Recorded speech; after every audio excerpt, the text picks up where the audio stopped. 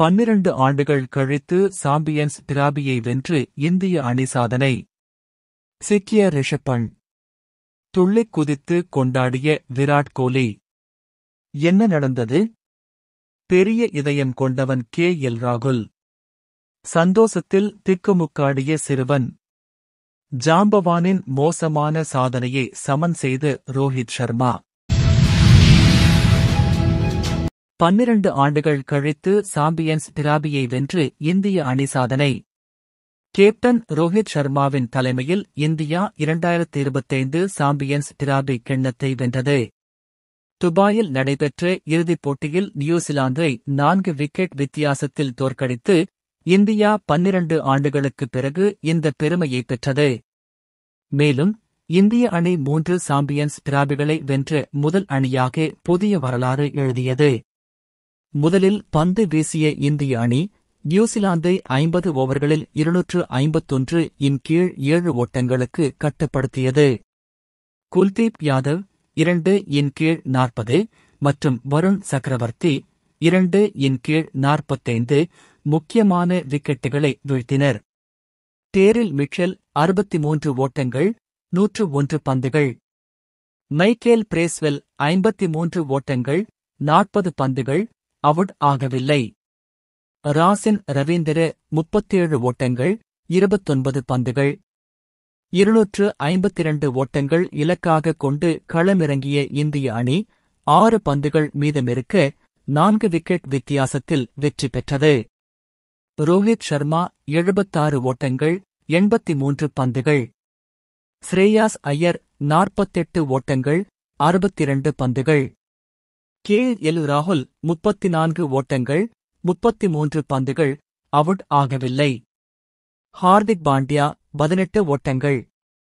183 இன் கீழ் 3 என்ற நிலைமையிலிருந்த இந்தியா சில விக்கெட்டுகளை இழந்தபோதும் KL ராகுலின் அமைதியான ஆட்டத்தால் வெற்றியை உறுதி செய்தது. இந்தியாவின் 3 சாம்பியன்ஸ் டிராபி வெற்றி வரலாறு.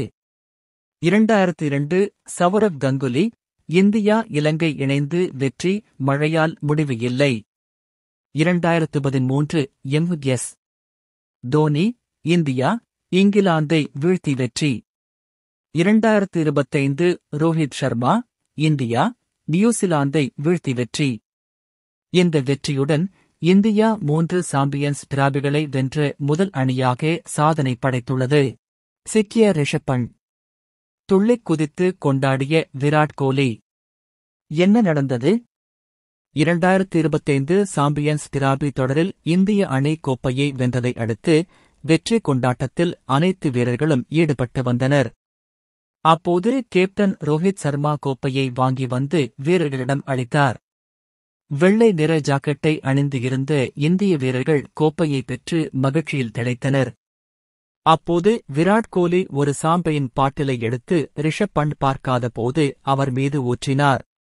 துள்ளிக் குதித்து அதை செய்து கொண்டாடினார் கோலி.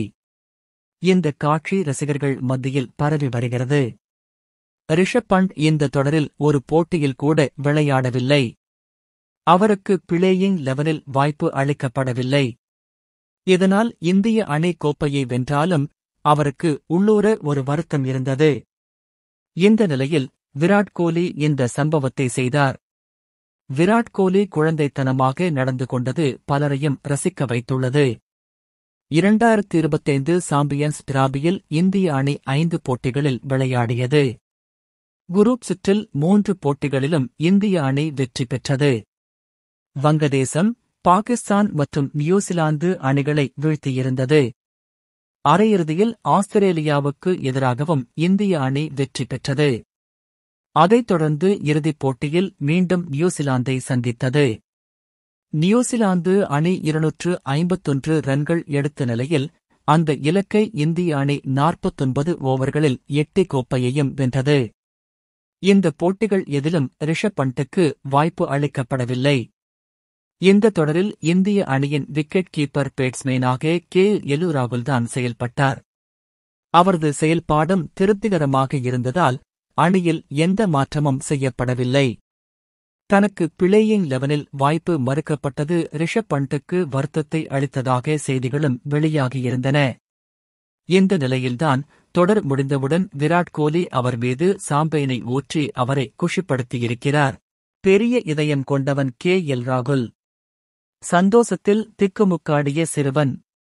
இந்திய அணியின் சிறந்த பேட்ஸ்மேன்களில் ஒருவரான ராகுல் மிகப்பெரிய இதயம் உள்ளவர் என்பதை பலமுறை நாம் பார்த்திருக்கிறோம். இந்த முறை சாம்பியன்ஸ் டிராபி தொடரில் அவர் போட்டிக்கு வெளியிலும்தான் மிகப்பெரிய இதயம் கொண்டவர் என்பதை நிரூபிக்கும் வகையில் செயல்பட்டார். அரையிறுதி போட்டி முடிந்தவுடன் ஒரு ரசிகரின் ஆசையை நிறைவேற்றிய ராகுல் இறுதிப் போட்டி முடிந்தவுடனும் ஒரு சிறுவனின் ஆசையை நிறைவேற்றி வைத்தார். அந்த காட்சிகளை பகிர்ந்து நெகிழ்ந்து வருகின்றனர் இந்திய கிரிக்கெட் ரசிகர்கள். இந்திய அணியின் பேட்டிங் வரிசையில் எந்த இடத்தில் பேட்டிங் இறங்க சொன்னாலும் மறுக்காமல் விளையாடுபவர் ராகுல். தற்காலிக கேப்டன் பதவி கொடுத்தாலும் அதிலும் வெற்றிகளை குவிப்பார். தன்னுடன் விளையாடும் பேட்ஸ்மேன்கள் அரை சதம் அடிக்க வேண்டும் என்பதில் அவர்களை விட அதிக அக்கறையுடன் செயல்படுவார்.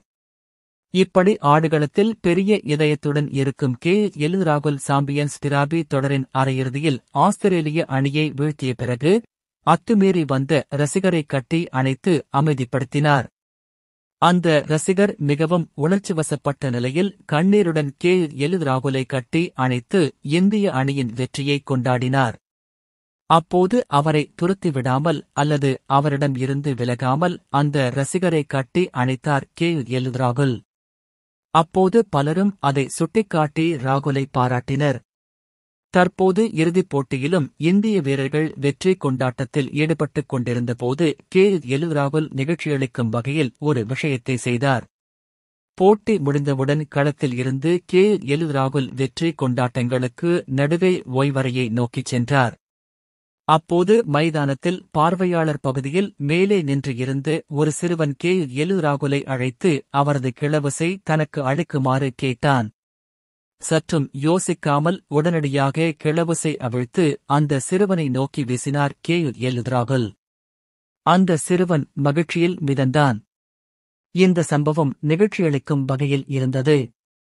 களத்தில் சக வீரர்களுக்காக தியாகம் செய்பவராக இருக்கும் ராகுல் ஆடுகளத்துக்கு வெளியே ரசிகர்களின் சிறு ஆசைகளையும் பூர்த்தி செய்யும் வீரராக இருக்கிறார். இதை சுட்டிக்காட்டி ரசிகர்கள் அவரை பாராட்டி வருகின்றனர். ஜாம்பவானின் மோசமான சாதனையை சமன் செய்த ரோஹித் சர்மா. சாம்பியன்ஸ் டிராபி தொடரில் இந்திய அணித்தலைவர் ரோஹித் சர்மா மோசமான சாதனையை படைத்தார். நியூசிலாந்து அணிக்கு எதிரான சாம்பியன்ஸ் டிராபி இறுதிப் போட்டியில் இந்திய அணி விளையாடி வருகிறது. முன்னதாக இந்திய அணியின் தலைவரான ரோஹித் சர்மா நாணயத்தை சுழற்றினார். ஆனால் அதில் அவர் தோல்வியடைந்தார். நியூசிலாந்து நாணய சுழற்சியில் வெற்றி பெற துடுப்பாட்டத்தை தெரிவு செய்தது. ரோஹித் சர்மா சுழற்சியில் தொடர்ச்சியாக தோற்பது 12வது முறையாகும். இதன் மூலம் அவர் மேற்கிந்திய தீவுகளின் அணித்தலைவர் பிரையன் லாராவின் மோசமான சாதனையை சமன் செய்தார்.